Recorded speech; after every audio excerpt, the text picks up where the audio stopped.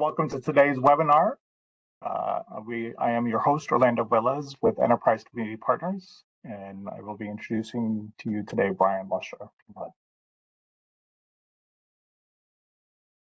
Hello. Thank you for being here. I'm Brian Lusher, HUD's Federal Preservation Officer, and I work on and support HUD's Historic Preservation Review Program, along with many dedicated staff in the HUD regions. And climate change is particularly important as more and more communities with historic properties experience flooding events.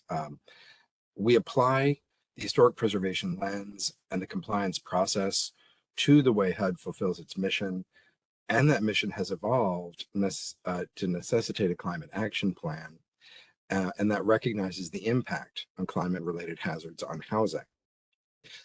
HUD's projects need to strike a balance to both increase housing-related resilience with requirements to ensure compliance that is consistent with the National Historic Preservation Act.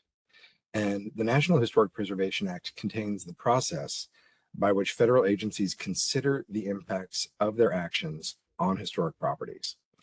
This is referred to as the Section 106 review, and it provides the basis for considering effects to historic properties while balancing mission requirements. That's going to be an important theme that you'll hear. Both accomplishing mission requirements and also considering the effects to historic properties. So climate change has contributed to worsening flood events over time, with water extending now beyond the local base flood elevation, and this results in more frequent and severe flooding events, including, obviously, flooding events that affect historic properties. And also, increasingly, historic properties may be affected by flooding events much more frequently and worse than previously experienced.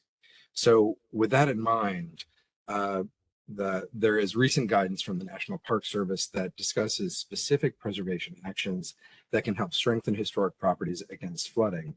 And this guidance also incorporates solutions that are sensitive to historic properties. You'll hear today about the requirements to mitigate flooding effects to historic properties related to Section 106 reviews, and you'll hear about the guidance and processes to do so in a way that seeks to be sensitive to the aspects of the buildings that makes them significant, while also addressing resiliency. So again, the balance. But anyway, you'll hear more about all of this right now. Thank you again for being here today, and I'll hand it off to Orlando. Thank you, Brian. So we're accompanied today with our team from HUD, Brian Schlossnagel, CPD Program Environmental Clearance Officer for Disaster Recovery and the HUD headquarters, as well as Daniel Herrera, Program Analyst for Floodplain Management, Wetlands, Flood Insurance, Coastal Zone Management, Coastal Barrier Resources, and Sole Source Aquifers at HUD headquarters. I'm also joined with my colleague Patrick Birdsong. He's a program associate with Enterprise Community Partners with the Enterprise Advisors team, my team, and as well as Seth Magden, the National Program Management Lead with Arcadis, who will be one of today's presenters, along with Krista Jankowski, PhD, PG, who's a project manager with Arcadis. Real quick, today's webinar is part of the Community Disaster Preparedness webinar series designed to help HUD grantees, stakeholders, and partners tackle disaster recovery, boost community resilience, and handle environmental reviews with more efficiency. Through this series, we're aiming to provide grantees a solid grasp of the process, regulations, and hurdles involved in disaster recovery, environmental reviews, and community resilience. We're also aiming to arm HUD grantees with the knowledge and tools needed to navigate tricky environmental and historic preservation requirements, like seasoned pros. We're also aiming to share success stories from past recovery efforts, including smart strategies for environmental reviews, flood risk mitigation for historic sites, and handling extreme weather events. We're also looking to have grantees walk away with ready to put plans into action, speeding up recovery processes and efforts, and safeguarding historic sites, tackling climate change, and creating stronger communities. Today's webinar, as well as all other future webinars and past webinars, will be featured on HUD Exchange. If you registered for this webinar, you'll receive an email with a recording and the associated material on HUD Exchange. The chat feature for today's webinar is disabled. We encourage you to use the Q&A feature to send questions. We will be responding to all questions at the end of the event today live. There is a chance that we will also be responding to questions after the event. However, if you have more questions, please send them to Environmental Planning Division at HUD.gov. This will be shared with you in the chat momentarily.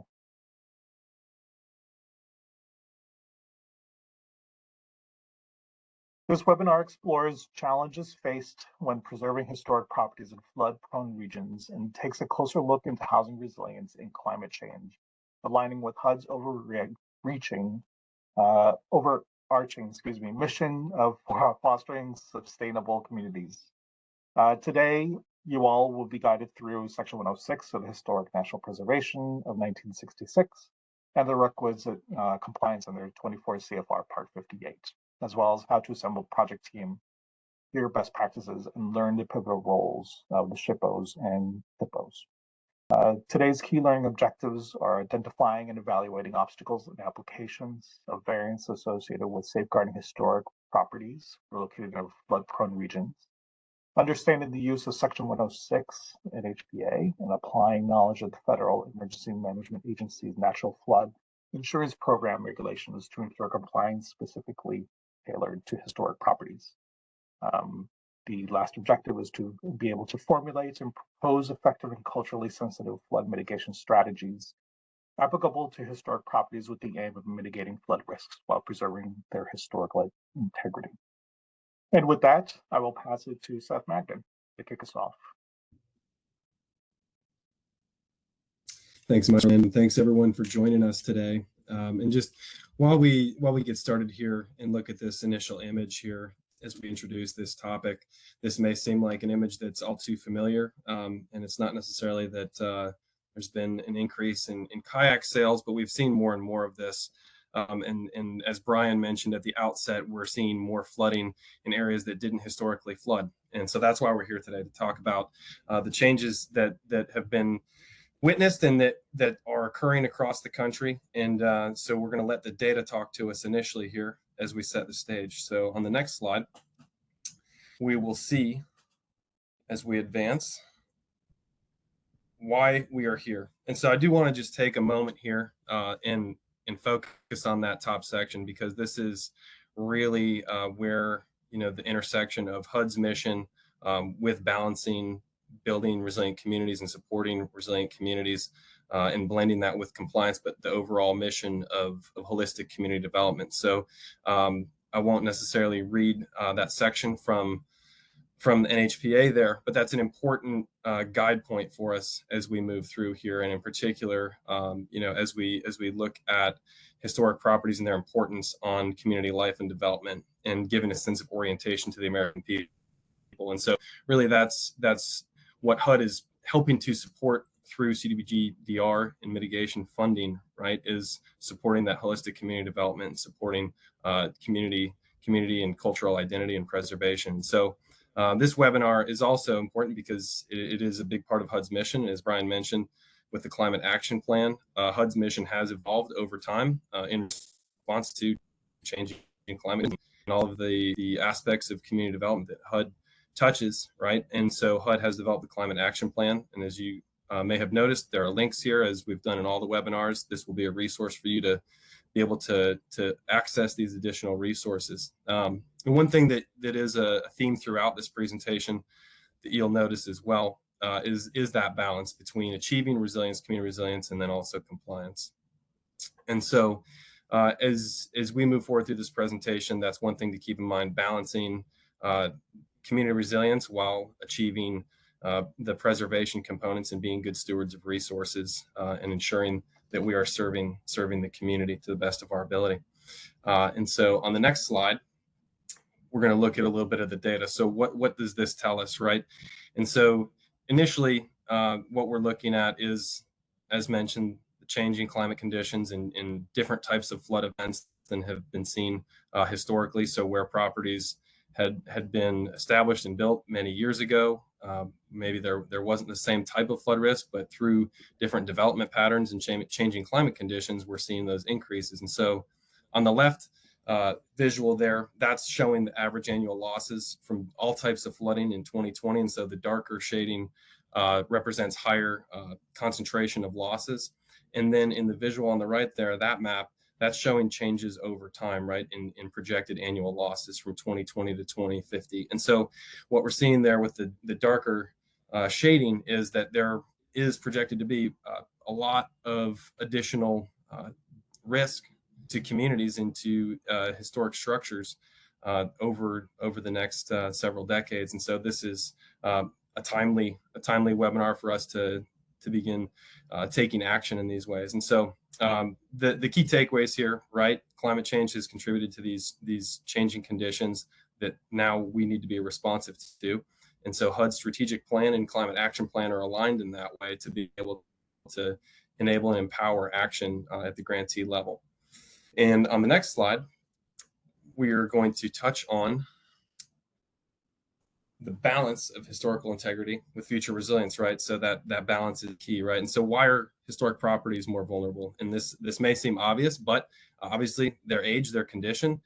Historic structures are often in different states of repair or disrepair, and the types of materials used at the original point of construction or through maybe different renovations over the course of their life may not be as resistant to the modern threats of climate change, and also the architectural intricacies. So the types of techniques and products used with historic structures may no longer be able to be replicated, right? So these are architecturally unique and significant aspects of these structures that may be at risk that can no longer be produced. And so again, so this webinar is about achieving that flood mitigation and climate resilience for communities to protect those structures in flood zones, and ultimately to support community cultural and historical value within recovery process.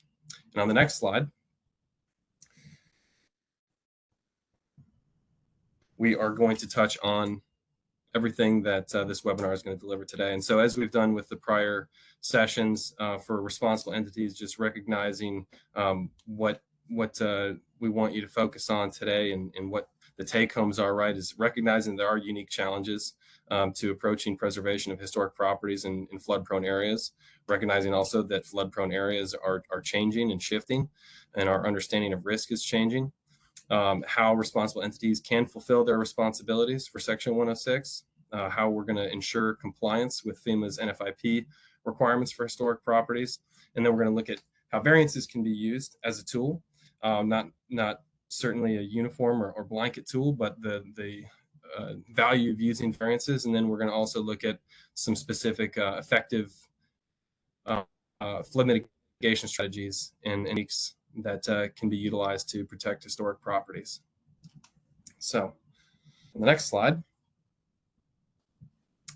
we're going to talk a little bit here, and we'll pause on this image. And this is a hospital in Walt Hill, Nebraska, Dr. Susan LaFleche Peacoat Memorial Hospital. And just a interesting and important fact about this property. This property is named after the first Native American woman to get a medical degree in the United States, and also the first individual to receive federal assistance for professional education. So a lot of historical significance there. And so just as an example of the importance of historic structures.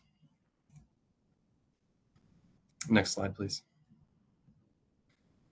So again, focusing there on that top section, it's an important passage, important take home here, right? So understanding that the Advisory Council on Historic Preservation is recognizing the impacts of climate change and has made adjustments accordingly, right? So understanding that these changes in our weathering patterns necessitate different types of action. And so that's where Section 106 has adopted those principles and integrated those aspects and how communities can acknowledge, plan for, mitigate, and adapt to the changing climate conditions and how they impact historic properties. And the example on the right there is looking at how this property was elevated to maintain the historic aspects and also ensure that the elevation of that structure blends in more naturally and maintains the historic appeal there. And one note here also, again, if this looks familiar to you, the style here with the links in the bottom, again, that's another resource, so flag that for future use. Next slide, please. So thinking about historic structures and what the potential impacts are of flooding, right? Thinking about structural damage. So if a historic structure is submerged in water, what those impacts are on those building materials of being submerged, or also if there's moving water. If you've heard the term hydrostatic pressure before, what is the force of standing water against the foundation or the walls of a property, right? So these flooding events can have structural damage impacts. Obviously, if the water is moving through or moving in and out, but it can contribute to material deterioration, right? So the materials that were used historically may not be resistant to flooding or to moisture. And so if the water is passing through, or even if it's standing water that then recedes, right, that can contribute to different types of mold growth and electrical issues, or if there are other utilities below the flood elevation, those can be impacted as well. Obviously, sewer system backups can occur. I think we're all aware of what that entails. And further, we're talking about potential economic losses depending on the use of the structure, and also community use purposes, not just economic, but it could be a community gathering, public facility that is loss of use and then has additional impacts on the community. So on the next slide, we will look at some of these aspects of protecting historic structures, right? And so why is protecting historic structures important? We've touched on a little bit. These are culturally important. They're important to the identity of a community. Beyond that, in the use of HUD funds, there are federal requirements, right? And that's what we're talking about here today, is the alignment of using HUD funding with respect to Section 106. And so historic properties are important for communities, as mentioned, with showcasing the unique architectural styles and craftsmanship, things that can't be recreated or replaced. And when they're vulnerable to flooding, those materials can deteriorate or be destroyed. If historic structures do have to be demolished or destroyed, that of course creates a larger significant environmental impact, which can then ultimately entail the use of more resources for demolition and reconstruction than would also not be feasible in the same way of historic property. So again, this is ultimately about serving the community and preserving those symbols of community and cultural identity in compliance with Section 106, but also balancing that need with HUD's mission of affordable housing and quality housing. Next slide, please. And at this juncture, I will pass it over to Krista. All right, thank you, Seth. So now we're going to discuss Section 106 of the National Historic Preservation Act of 1966 and its connection with historic properties and flood zones. So that Section 106 is a federal regulation that requires federal agencies, including in the case of HUD, responsible entities, to consider the effects of projects and programs on historic properties. So this includes all projects that they implement, as well as those that they may permit, fund, approve, or otherwise facilitate. Section 106 also importantly gives the opportunity to provide input on projects and input on how they're implemented to the Advisory Council on Historic Preservation, as well as the general public. On the next slide, we're going to look a little more in depth at how responsible entities can be sure to comply with Section 106 as one of the relevant laws and authorities for project review. Generally, HUD responsible entities are responsible for projects that fall in one of two levels of review, so categorically excluded and subject to Section 58.5 or environmental assessment. And these, for the purposes of Section 106, are considered undertakings. And so they'll require compliance with the regulations regarding historic preservation. There are some exceptions to this, such as if a project's determined to be exempt, but most are going to be requiring that compliance with Section 106. Where this is the case, the responsible entity therefore will be responsible for ensuring compliance with all the relevant laws and regulations, and they have some key responsibilities in the process, including completing the 106 review process prior to the approval or expenditure of any federal funds, and that helps to avoid noncompliance findings or penalties. It also includes ensuring all professional standards noted in the Secretary of the Interior's professional qualification standards are met. Responsible entities are also responsible for consulting and coordinating with different entities throughout the process, and for documenting the Section 106 process, which can involve reporting the outcomes of those consultations and of those determinations to be made. On the next slide. Here, what we see is a process diagram of the major decision points and related outcomes to the Section 106 process. So after determining the need to do this review, the responsible entity is going to be responsible for a series of steps, including initiating consultations with statutory and other interested parties, identifying and evaluating historic properties, assessing the effects of the project on the properties that are listed on or are eligible for listing on the National Register of Historic Places, and then resolving any adverse effects through project design modifications or mitigation actions.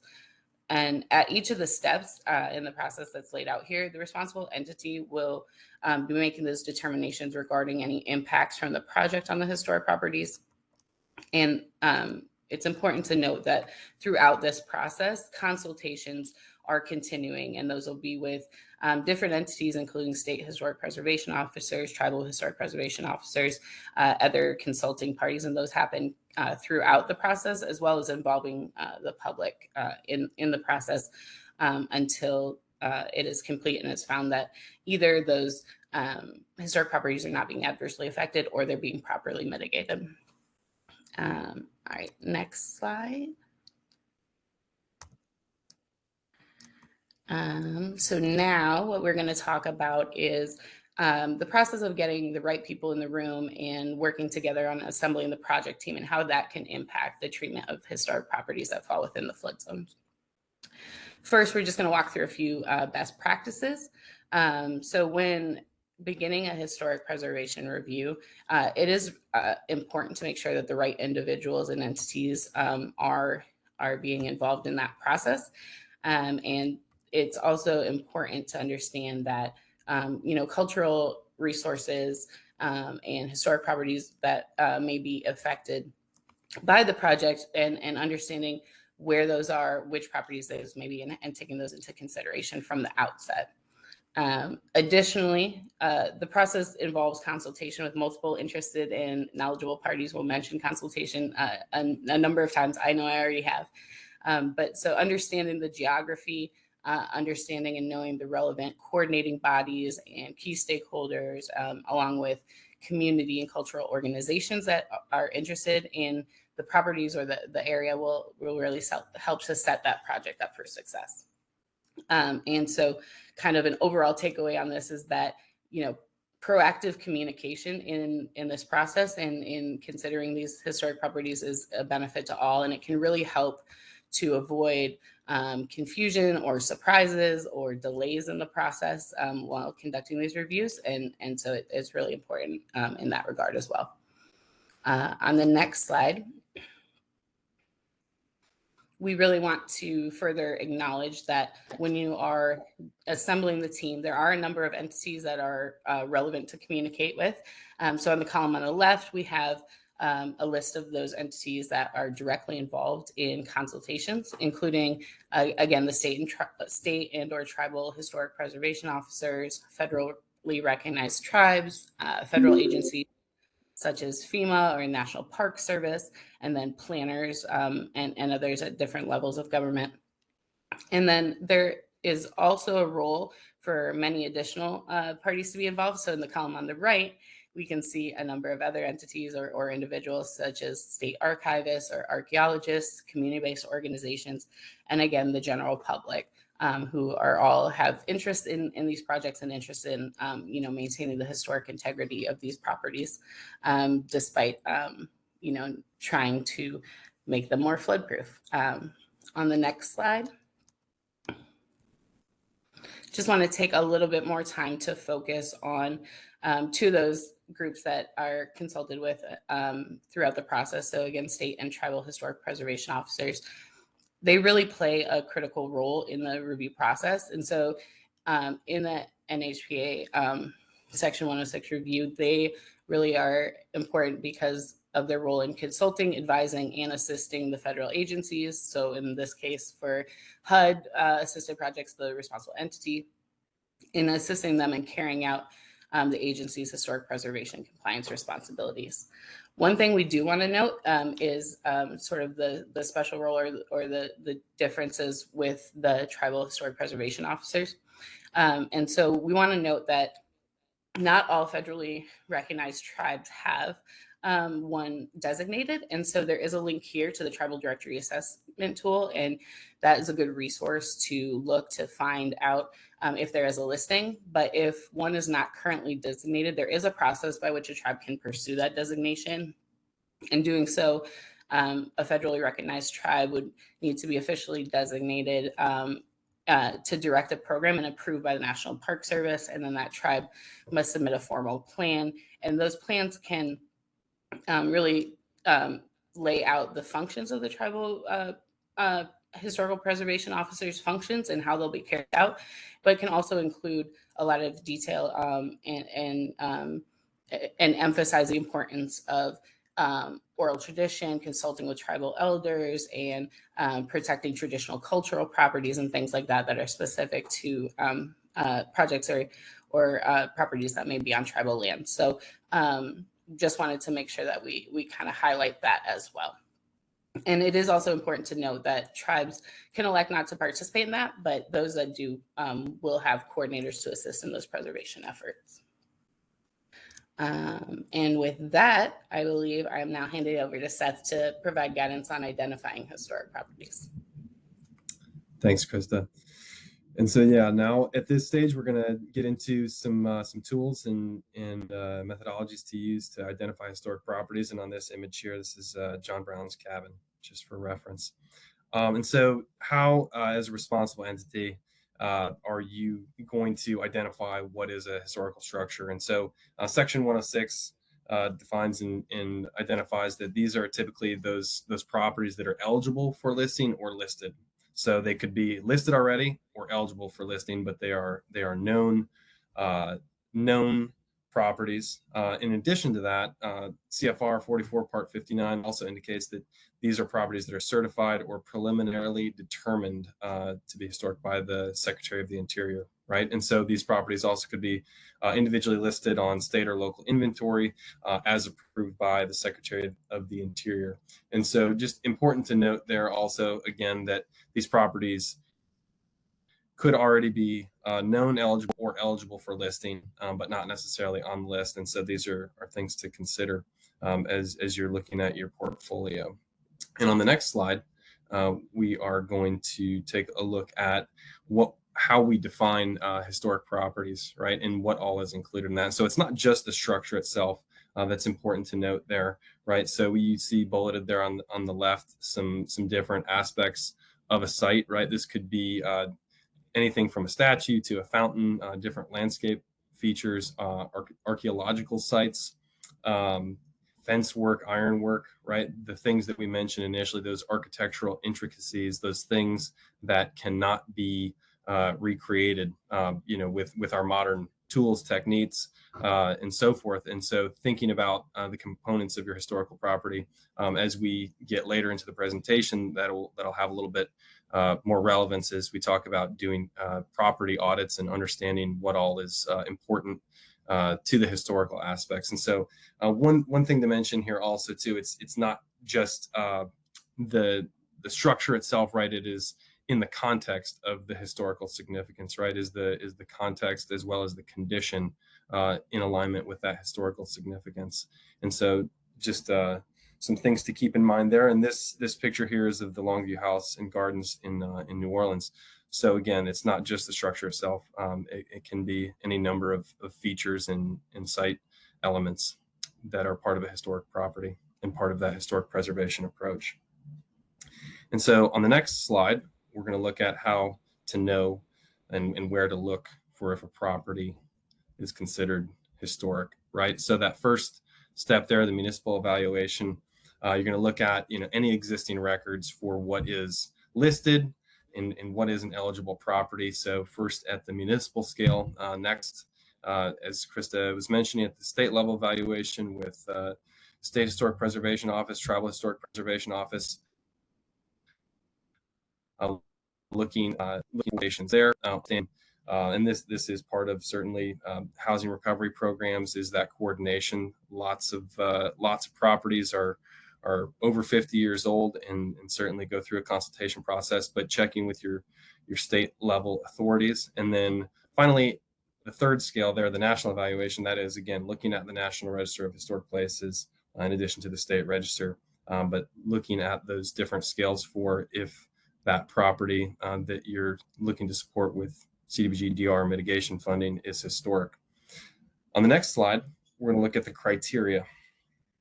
So again, I mentioned previously, looking at properties that are at least 50 years old.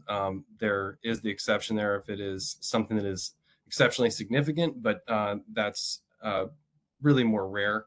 You're looking at properties that are at least 50 years old. So the age is the first criteria. Historical significance, which we've touched on. This is essentially, how does this property relate to a period of time in American history? Different architectural styles, archaeological aspects, engineering, cultural value. This could be a community member that was a contributor that lived in this structure to literature, art, music, any number of aspects there, right? So what is the significance of that property for American history? Thinking back to the passage on one of the first slides, right? That helps us orient ourselves around our history. So the historical significance is also looking at how the property is associated with different events in time, the different people, as I mentioned, different activities that could have been occurring at that period of time, and looking at that structure in the context of what's happening at the local, state, and national scale. Third, looking at the property's integrity, right? I mentioned previously the importance of the context, right? So is the historic character maintained on that property? And we'll see some visuals here shortly that highlight the difference between properties that have maintained historic character and properties that may have lost or had their historic character diminished. And so this means that for the property to be considered historic, right, that integrity of that historic preservation aspect has been maintained up to the present. And so then thinking about also how we evaluate these properties, right? What is that process? And so important to recognize that the evaluations are performed by professionals with a very specialized expertise. And so at the outset, Brian Lusher, who spoke initially, a good example, and Dan Herrera, who are on the call, good examples of folks who have focused on this type of field in their career. So these types of evaluations that are done, right, to ensure that a property is historically relevant are done by folks that have made this focus for their career. And so this is typically something also that involves having that style or condition documented. And so it is likely that it's on a register somewhere, or it's known to be eligible. And on the next slide, this is where we will look at an example there of two properties in Minneapolis. Clearly, the property on the left there has a very intricate amount of scroll work and detail, high degree of detail that's been preserved and maintained. Built in 1883, definitely beyond the 50-year mark, and that's a listed property, right? And the property on the right there, while it is older than 50 years, built in 1923, the architectural or the historical value appears to have been modified or or diminished over time as you look at this property and see, probably that the exterior was likely not initially a stucco surface. There looked to be aluminum or vinyl soffits on the eaves of the property there, not historic. In addition, the windows that have been replaced don't appear to have maintained their historic value. And there's the iron railing work and the storm door. So this property, while it is older than 50 years, the historical value has not been maintained. And so these are the types of things that you're considering when you're evaluating the condition for a property, or if a property is potentially eligible through an evaluation. Some of those things you might be looking at. Next slide, please. At this point, I will pass it over to Krista. Great, thanks, Seth.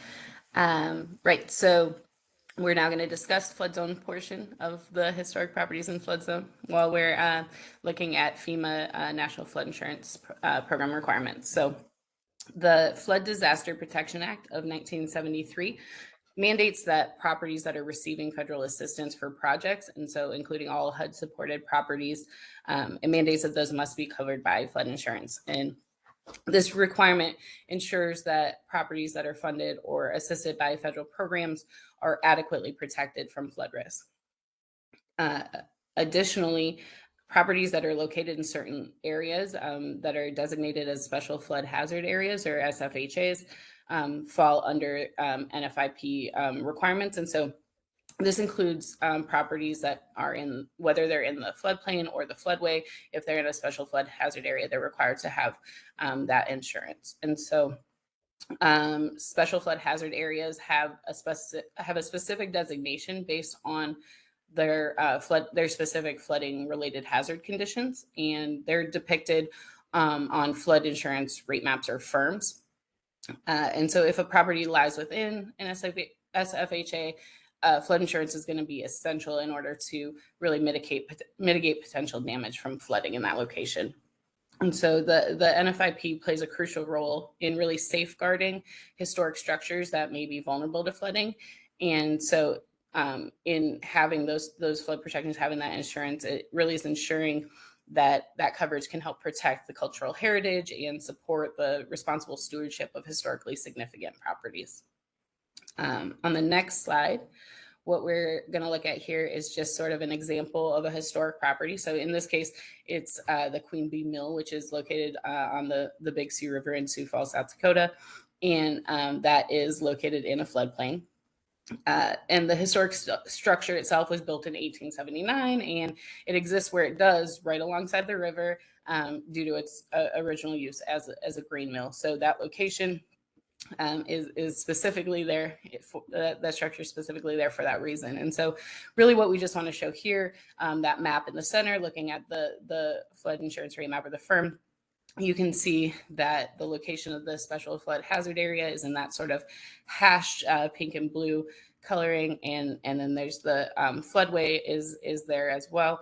And so using these types of maps, you can locate the location of a structure, and you can see where it is in relation to those special flood hazard areas, and understand, what the kind of flood risk may be there, and those can be used to help determine the NFIP requirements for the mill site or for other structures in other locations. On the next slide, what we're going to look at here is really talking about the limitations on actions for within the floodway. So within the floodplain, there is a portion of that which is the floodway, and as you can see in this diagram, that is the area that's really closest to the channel and really has the highest flooding potential in that location. And so per 44 CFR 60.3, per that regulation, there are many activities that are generally prohibited within the floodway, and that's due to that high flood risk, right? And so projects or activity that includes substantial improvements or repairs to a structure, as well as other activities, can be prohibited in general, but they may be lifted in certain instances.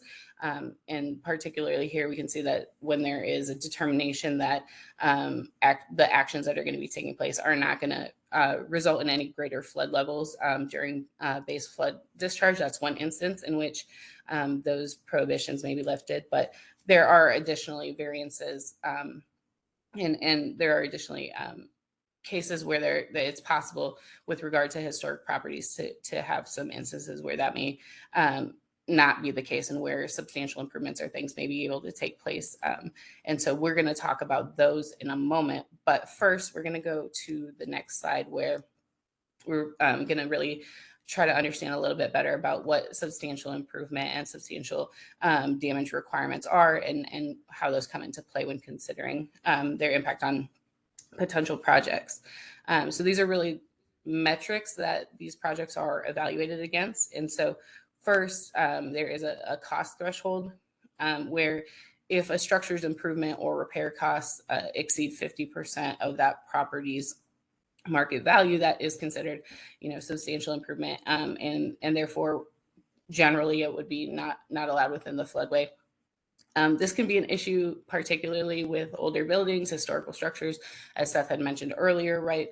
There are, with the age and condition of those properties, sometimes this can be a consideration that's really important to think about and to understand whether your project would be considered a substantial improvement and whether that may come into play. Secondly, if the structure is okay by that cost threshold requirement, it still must comply with the community's floodplain management regulations. And so that can include holding flood insurance and the different regulations that may be at play in that area.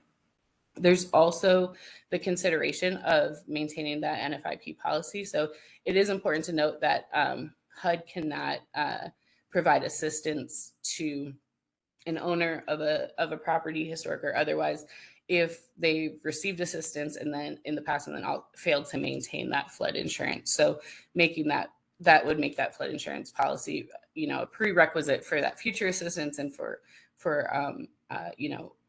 additional measures to work on that particular property. And finally, sort of a broader takeaway on this side is just that owners of historic buildings are always encouraged to take proactive measures to protect their properties from future flood damage. So this is even a case where there may be exemptions or other things that they're eligible for, but an exemption does not mean that property is now risk-free from flooding. So taking the steps to avoid damages and reduce risk is always going to be the best way to proceed. On the next slide, we are going to look at a few variance criteria for repair and rehabilitation of historic structures that may be applicable depending on the project. So again, 44 CFR 60.6 in this case is federal regulation that is establishing rules for historic properties in flood-prone areas, mudslide-prone areas, and flood-related erosion-prone areas. And there are instances in which variances from historic preservation requirements can be granted if the proposed project won't hinder or exclude the continued designation of a historic structure. And so in those cases, if the variance is from the historic preservation requirements, if it's the minimum that is necessary to preserve the historic character and design of the structure, it can be allowable. And so what we're really looking at here is just making sure that as we're trying to make these improvements or to reduce the flooding risk for a historic structure, that we're still keeping in mind that balance of keeping that historic integrity and making sure that structure is not, having work done that would potentially remove that designation status. And then on the next slide, just wanting to note that there can also be additional local ordinances in some locations that can dictate the requirements for those historic properties. So for instance, a community may adopt ordinances that require variances for improvements to historic structures, or they may have an exemption for historic properties in their substantial improvement definition. And there are also some instances where there may be properties in a broader defined historic district that are not themselves designated as historic. And there's not an option to sort of issue a blanket variance. But there are cases where a property may be reevaluated, and as time passes, it could be deemed to contribute to the significance of that historic district. And so in that case, really just wanting to point out that it's always important to remain informed and up to date with regard to a particular property and its status, so as to understand what may and may not apply for projects involving that property in a flood zone. And with that, I'm going to go ahead and hand it back over to Seth to talk y'all through some mitigation strategies. Thank you, Krista. So let's get into some specifics here of how we can look at mitigating properties. So mentioned at the outset, again, we're looking at that balance. What's that sweet spot, right? How are we looking at flood risk reduction with preservation of and maintenance of historic character, but also thinking about approaches that are feasible and affordable, right? And so the text there on the left, so it's red because we want to make sure that you notice it, right? This is some of the empowering language here of 36 CFR 68, right? So some different approaches for resilience that may not otherwise have been considered usable, but because of climate change and flood risk reduction and mitigation, right, there are different approaches that can be utilized with historic properties. And so these are standards that are set forth by the Secretary of the Interior.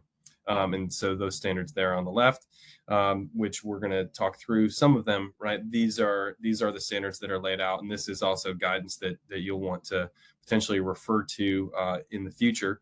But we're going to talk through some of these different approaches. So on the next slide, we're also going to talk about how do we identify which aspects, right? And so a term here that you may think about, right, is character defining or the maintenance of the character of the property, right? And so when you're looking at a property, what are the spaces, the features, the materials, the finishes that are part of that property that are important to protect and what are vulnerable to flooding and flood risk?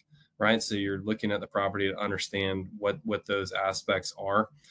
There may be properties that have some historic elements and other aspects of the property have been renovated or updated, like a kitchen or a bathroom, perhaps, that may not be contributing to the character, the historic character of that property. So those are things to note, right? You're going to look at that property's existing capacity to sustain and recover from flooding.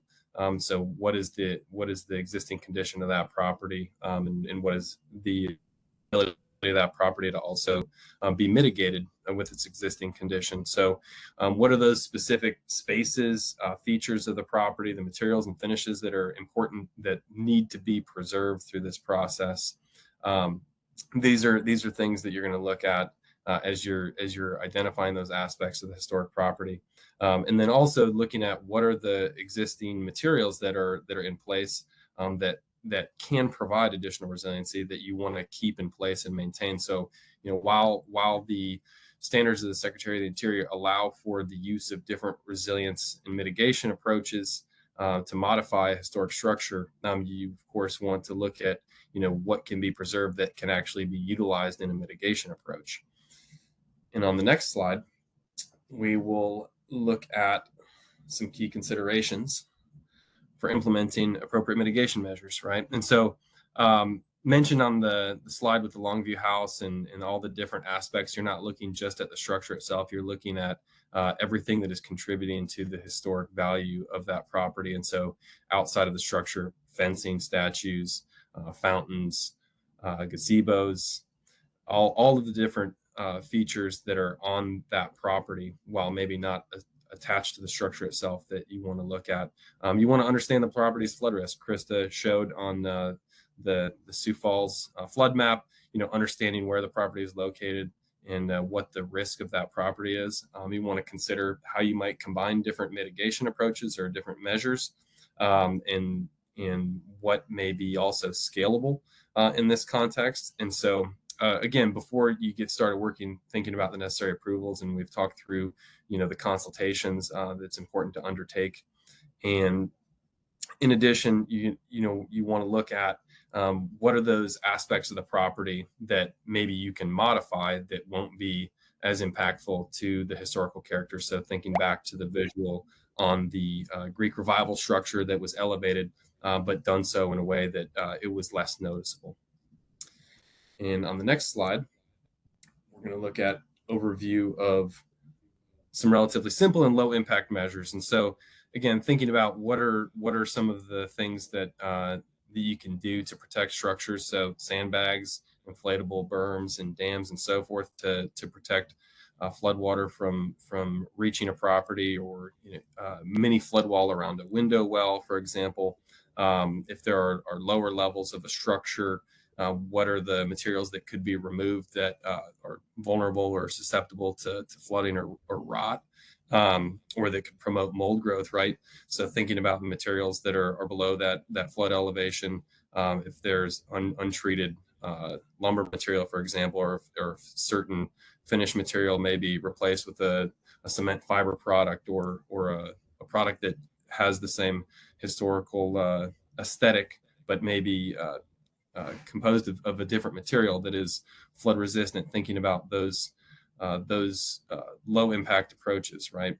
And a relatively straightforward and easy one, creating that positive drainage around the building. So ensuring that any water that's flowing can shed away from the structures. There's appropriate grading a lot, and that water is not collecting around a structure or a foundation. And other simple aspects of protecting the mechanicals and utilities, getting utilities up above base flood elevation. That's the visual there on the right. Not necessarily on a historic structure, just an example of elevating a utility condenser there above the base flood elevation. So we're going to look at some specifics later on, but just that's to provide a quick snapshot of some of the low impact and more straightforward approaches. On the next slide, we're going to look at a resource here where this is from the Department of the Interior and their guidelines on flood adaptation for historic structures. And so recall this as a good resource for you as you move forward. And then on the next slide, we'll look at some of the specifics that are outlined in this guide. And so again, dry flood proofing, wet flood proofing, infilling the basement, elevations of the entire structure, or elevations of components within, and then looking at potentially first floor abandonments, and then also full relocations. And so these are, again, the more complex and invasive and costly, but they are options for how to mitigate, and we're going to look at some of those. Next slide, please. So on the left here, you see a dry flood proofing approach, right? And this is a highly engineered solution that is designed so that no flood water can reach that structure. Some of the pros are, of course, that the structure is protected from flood water, but it's only protected up to a certain height. This is also a much more costly approach, and it also certainly changes some of the aesthetic of the site conditions. And on the right-hand side, this is an example of wet flood proofing, right? This is a flood vent within the crawl space or the lower area of the home. So it's designed so where flooding occurs, that the water can flow and pass through the foundation underneath the first floor. Ideally, it's not going above the first floor, but so that water can pass through, the hydrostatic pressure doesn't build up and push against the foundation or create opportunities for collapse, but it allows the water to flow through the lower portion of the structure. And so again, that's a lower cost approach, and it is a mitigation approach, but it is still working to mitigate the structure, but not necessarily keeping all floodwater outside of the structure. And so there's certainly a degree of risk associated there. Next slide, please. So here we have infilling the basement. This is one of the techniques mentioned from the guide here. And so there's a lot going on in this visual here, but understanding this is also looking at where one of the scalable approaches maybe you look at relocate your utilities first, right? And so and frequently we find this in a lot of historic structures. The boiler might be in the basement, the electrical panel could be in the basement. There are different mechanical and utility functions that are housed below grade. And so relocating utilities would be, again, a scalable kind of first step approach. And if the property is subject to flooding, you're looking at an infill approach, you're looking at compacted soil. There are different types of materials that could be used to infill that basement. But ultimately, the idea is that basement area is no longer being used for any sort of storage, habitable purpose. Flood water cannot enter it. There's drainage holes that are bored through the slab. They're existing. One item to note there is if that's occurring, if that's a part of your mitigation approach, to continue to monitor for radon here, right? But the idea is that the structure is being mitigated by disallowing floodwater from entering that portion of the structure. And you noted there the flood vent also that we looked at on the prior slide, and that's allowing water to flow in and out underneath the structure. And so this is a more complex approach, but it's also something that can be done in a phased manner. The lower hanging fruit part of this is again the elevation or the relocation of the utilities from below grade. And next slide, please. So again, elevations we've discussed. This is an example. This is a look at a community in the Ohio River in Wheeling, West Virginia. And so had a huge number of floods between the 1860s and 1960s. And so, these properties over time had been elevated, continue to be elevated. And while they look like they're all up on mounds, and some of them are, this is one thing to note here, that this is not the elevation approach that is encouraged by HUD.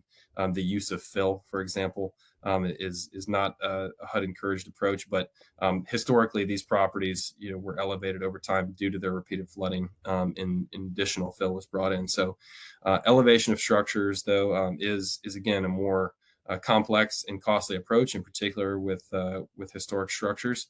But it is an effective means of mitigating that structure to get that structure above the base flood elevation. On the next slide, we will look at and this is a relocation, right? And there's a lot going on here, but this is looking at moving the property from its existing location to an entirely new location. And so one thing to consider here, thinking back to what makes a property historically significant, is the context or the site in which it's located. And so considering if relocation is appropriate, if you're changing the location of a structure from where it was originally sited to a new location, what is the impact there on the historical significance of that? And again, this is a very large scale relocation of a large structure. Again, complex and a more expensive approach, but this is an appropriate mitigation measure for mitigating a historic property, if that's deemed to be the most effective pathway forward. Again, thinking about kind of that sweet spot of maintaining the historical integrity and achieving resilience, but also what's feasible and what's affordable for that project. And I think at this point, we're going to shift into some of the additional resources that we want to highlight. And I believe, Orlando, did you want to cover these, or just to note that we have a lot of resources that will be available to everybody? Yeah. Yes, thank you, Seth. Yeah, here's some additional resources for all panelists and all grantees to leverage. This will be made public onto HUD Exchange. These are all links. So after this webinar, we'll be converting all these decks into 508 compliance, meaning ADA compliance, and then it'll be available on HUD Exchange, and then you could click on the links for additional resources. So with that, we're going to start the Q&A session of today's conversation. I really appreciate all the panelists, all the speakers. Thank you so much for attending today's webinar. We have a couple of questions. Again, if you have any questions for today's panelists, Please submit them through the Q&A feature. We're happy to respond to you. So we had a couple of questions come through. So one question, Daniel, I think this is for you. What data sources should we be using when identifying if a property is at risk for flooding? Yeah, so grantees should utilize whatever is best available for their area to determine flood risk. Generally, these are going to be the FEMA firm maps or the flood insurance rate maps for their area. But if preliminary maps are available, preliminary firms or advisory-based flood elevations are available, and those elevations are higher than the firm, then those should be used instead. Right. If there's nothing mapped, you can always have an engineer develop a flood study, or use whatever else is at hand that could be a good indication of what your flood risk is. Okay, thank you. Brian Schlossnagel, this question is for you. Can CDBG-DR be used to help fund flood mitigation for historic properties? And does this get addressed in the action plan? Yes, flood mitigation such as elevation or flood proofing that Seth covered are eligible expenses for the CDBG-DR program. One of the key aspects of the DR program is not only to build back, but to build back better and to ultimately increase the community's resiliency. And one of those ways is through different flood mitigation measures. In addition, to answer the second part of that question, a grantee's action plan will actually outline their elevation and or flood proofing measures that they will then implement into their program. Also, for any non-DR grantees that are out there, I'm not a full expert in all HUD programs, but generally speaking, most of our programs typically do have eligible or are eligible for flood mitigation measures in those. Great. Thank you, Brian. This next question is for Brian Lusher. When should grantees start the Section 106 process? Generally as early as possible and before design options are already selected. You know, as was discussed, Section 106 is a consultative process where we talk with the State Historic Preservation Officer and other related consulting parties and tribes.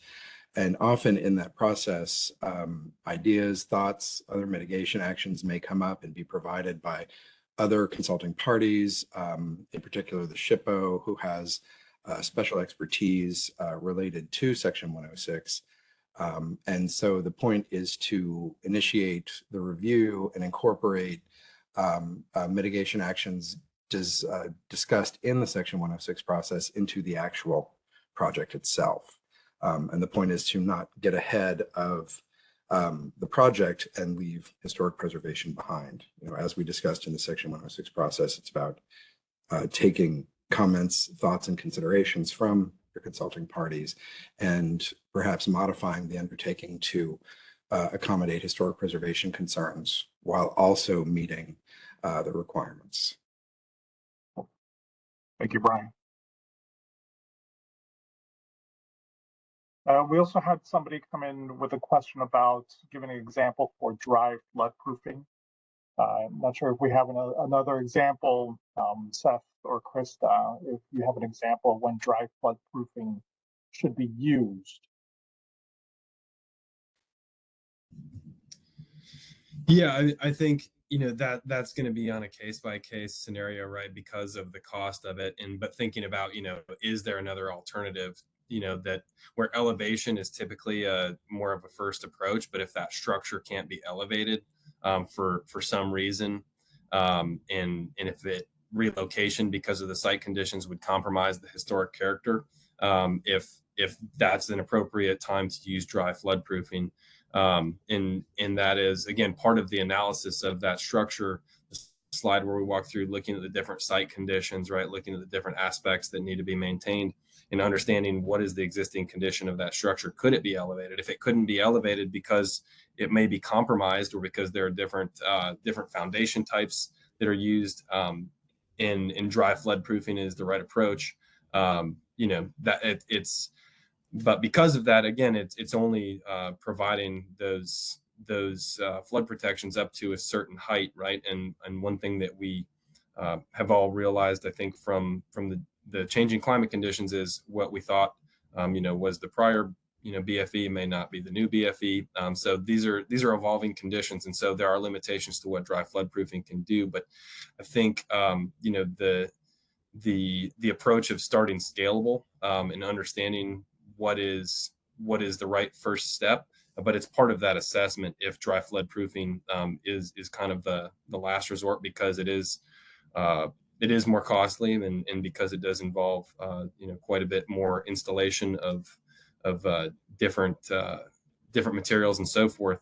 It also will potentially have that impact on the character, and so that just a little bit more context. But I think that really, there are probably other mitigation approaches that would be utilized before going to a dry flood proofing approach. And certainly, Brian, or Dan, if you have anything to add, don't hesitate to jump on.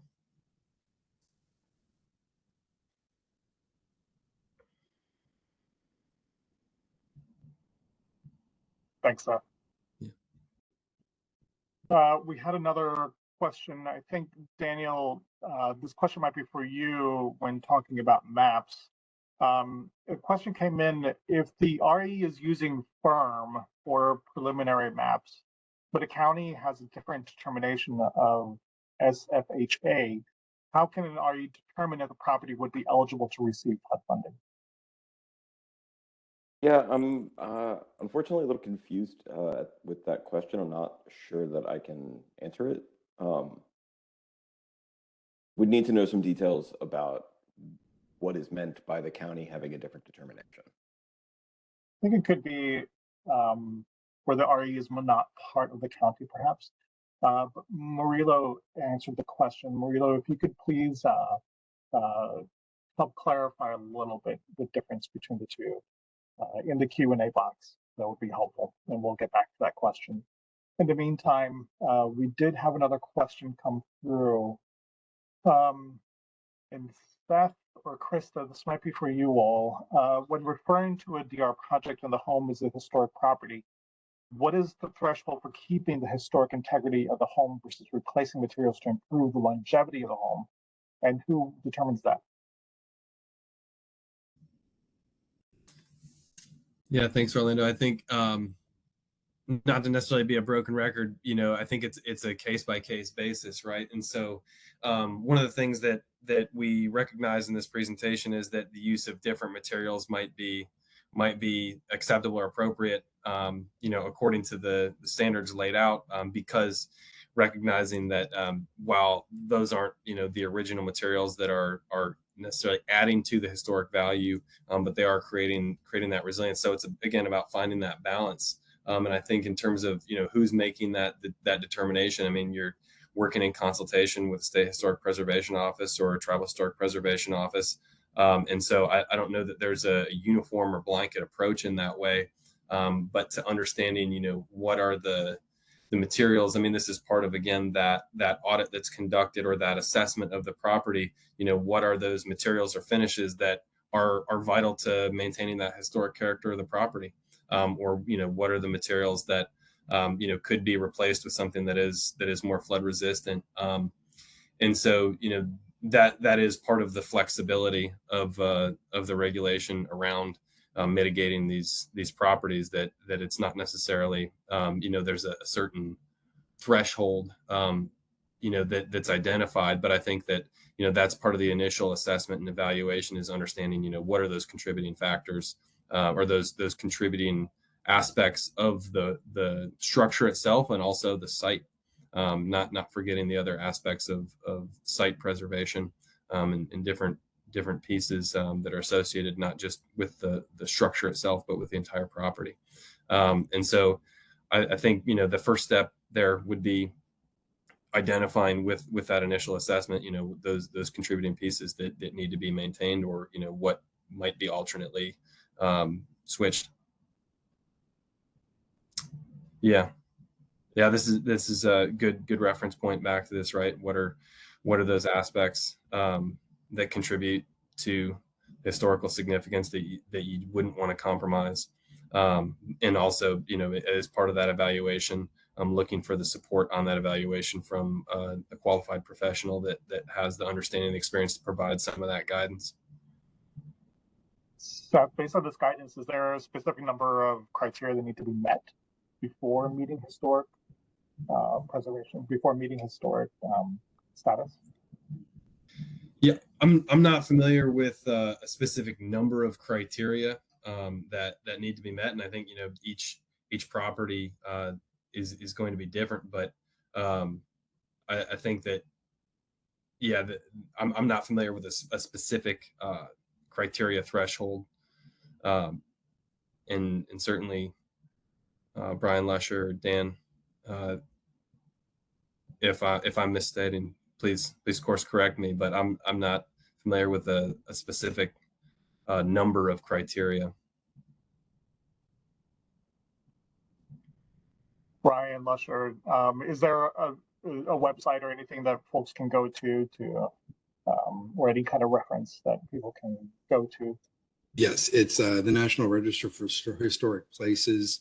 I'm sorry I don't have the citation with me right here, but it discusses the 7 elements of integrity that are considered when determining whether or not a property is historic or not. It's important to remember that applying the criteria for the National Register is meant to be an objective exercise. In essence, we decide it's historic or not in an objective way, and then we talk about management of that historic property. So, I mean, I know that we can, I can sometimes even myself think, oh, gee, I wish it wasn't historic, but it is not our call. It is an objective finding in terms of what historic significance is, and the criteria are applied, and the degree of integrity for the historic property is considered. And that usually includes an analysis of those features that define the character of the historic property, and also those features that do not define the character of the property. And that can provide a lot of feasibility within the Section 106 process when you enter with a clear understanding of what makes the property eligible for listing. So that's how we look at the National Register and the criteria. Okay. Thanks, Brian. Thanks, Seth.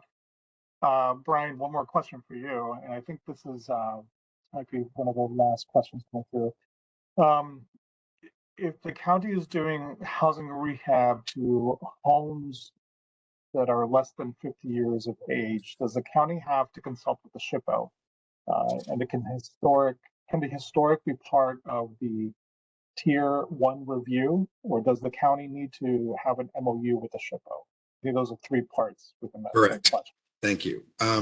If this is a single 106 action related to a single property and a single undertaking, then yes, you'd have to consult with the State Historic Preservation Officer on the initial steps of the Section 106 review, which would be to initiate the process and then to determine historic properties. If that determination is that there are no historic properties, such as is typically likely with properties under 50, then the review would end with a concurrence of a State Historic Preservation Officer agreeing with your finding of no historic properties. However, if an action is covered under a prototype agreement, for instance, and there are granularities in it that say for properties less than 50 years old, unless there are particular issues around its significance, because some properties can gain significance prior to being 50 years of age.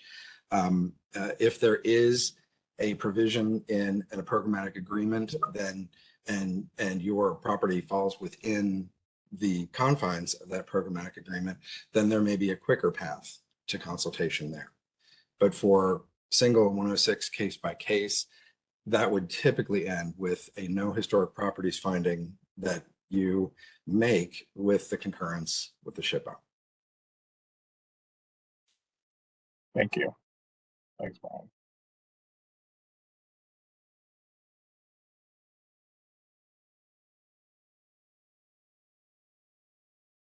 And this is the last question before we wrap up. One more question came through. We have, so there was some clarity for, excuse me, the Dana Peak had mentioned that they had a national register of properties in El Viso, San Jose that are affected by flooding, where there's a federal agency control that levy that is a resource for flooding. The owner has been unsuccessful in working with the agency. What should be done to address this? This might sound like a question for their local field office. Brian Schlossnagel.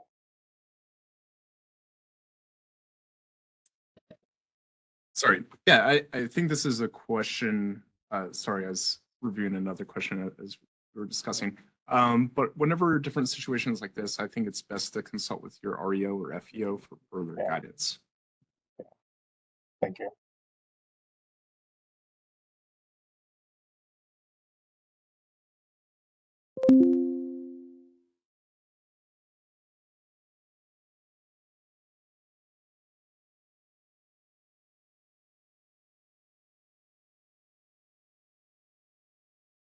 And then there was someone talking about page 26, this slide that's being shared right now. I apologize, I should have changed the slide. But this deck will be shared with everybody through HUD Exchange. That is a good reference list. This is a good reference for folks with active links. But please be sure to work with your local offices. And I think that is all. We're wrapping up. I want to thank everybody. As a reminder that today's webinar and all future webinars are recorded and will be posted on HUD Exchange. So if you registered for this event, you should be receiving an email with the recording when the recording is posted on HUD Exchange. If you have any questions after this webinar, please feel free to send them to environmentalplanningdivision@hud.gov. This is shared in the chat, and I will share it again. But I want to thank everybody for joining today's call.